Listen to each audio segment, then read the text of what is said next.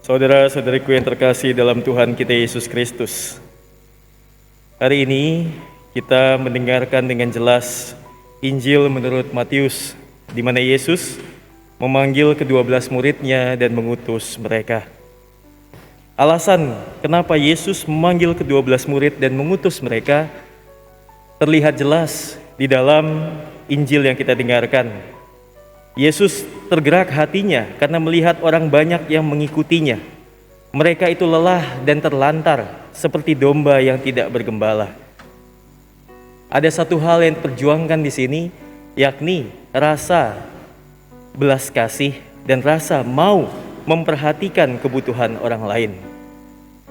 Ada beberapa hal yang kurang lebih bisa kita dapatkan dalam Injil pada hari ini yang disampaikan dengan jelas kepada kita, yang juga bisa menjadi permenungan kita bersama. Yang pertama, Yesus memanggil ke-12 muridnya dan dengan jelas nama-nama murid-muridnya disebutkan, bahkan backgroundnya juga ada beberapa yang disampaikan. Dari semua nama-nama yang disebutkan sebagai murid Kristus ini, kita bisa menyimpulkan tidak ada orang yang spesial. Tidak ada orang yang mempunyai kompetensi tertentu. Tidak ada orang yang luar biasa dibanding yang lain. Mereka mungkin berasal dari orang-orang yang biasa saja, atau mungkin berasal juga dari orang yang dianggap orang lain tidak layak dan tidak pantas. Seperti halnya Matius pemungut cukai. Zaman itu pemungut cukai pasti sangat dibenci, tapi Yesus memilihnya menjadi salah seorang muridnya. Kita melihat background yang muncul dari para murid ini menjadi tidak penting ketika mereka mau dan siap menerima tugas perutusan dari Allah sendiri.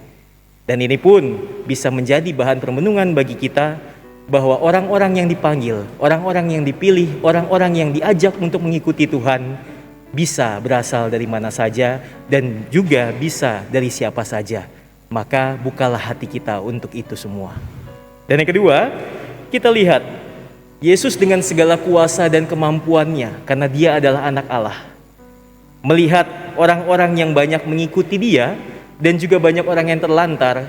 Tentu kalau dia mau, dia bisa membuat mukjizat dengan begitu besar.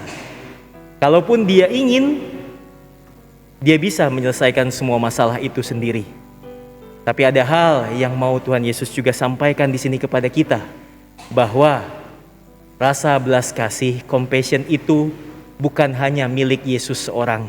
Ia ingin menularkan itu kepada murid-muridnya. Bukan berarti dia tidak mampu menyelesaikan itu sendiri, tapi karena kemampuannya, dia pun ingin para muridnya sebagai orang-orang yang juga bisa merasakan belas kasih itu. Memperlebar kuasa belas kasih bukan hanya sekali jadi, melainkan secara terus-menerus melalui para murid.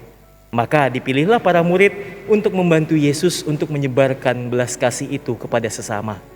Dan kita semua juga diajak demikian.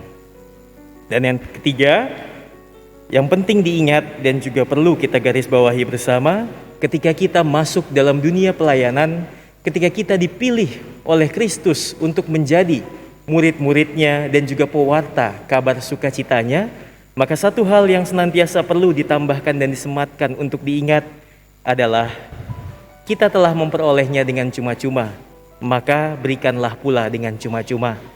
Jangan pernah berpikir ketika kita melayani, ketika kita melakukan sesuatu untuk sesama, ketika kita menolong tergerak karena belas kasihan kepada sesama, kemudian kita memikirkan apa manfaatnya untuk kita, apa rewardnya untuk kita, apa balasannya untuk kita. Dalam Injil pada hari ini sangat-sangat digarisbawahi, kita diberkati dengan cuma-cuma, maka bagilah berkat itu dengan cuma-cuma pula. Saudara-saudariku terkasih, 3 hal ini kurang lebih menjadi permenungan bagi kita pada hari ini berdasarkan Injil yang kita dengarkan bersama. Pertama, kita diajak untuk tergerak dengan belas kasih. Siapapun kita, dari manapun kita berasal, ketika Tuhan mau memakai kita sebagai alatnya, ketika Tuhan mau mengutus kita sebagai muridnya, maka yang bisa kita lakukan adalah siap sedia. Dan ketika kita mau diutus oleh Tuhan, Tuhan ingin menggerakkan satu hal, memperlengkapi kita dengan luar biasa, dengan belas kasih yang pada akhirnya menjadi kekuatan kita untuk mewartakan kabar sukacita di tengah dunia ini.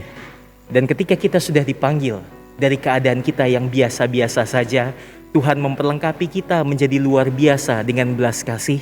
Maka ketika melaksanakan berkat itu, kita pun jangan selalu berpikir terkait dengan apa yang kita dapatkan, melainkan apa yang bisa kita berikan kepada sesama. Semoga dalam hari Minggu ini kita semakin dikuatkan sebagai murid-murid Kristus yang bukan hanya senantiasa mencari berkat dan juga memohon berkat, tapi ketika kita mendapatkan berkat itu, kita pun mau menjadi orang yang membagikan berkat kepada sesama yang kita jumpai. Selamat hari Minggu, Tuhan memberkati kita senantiasa.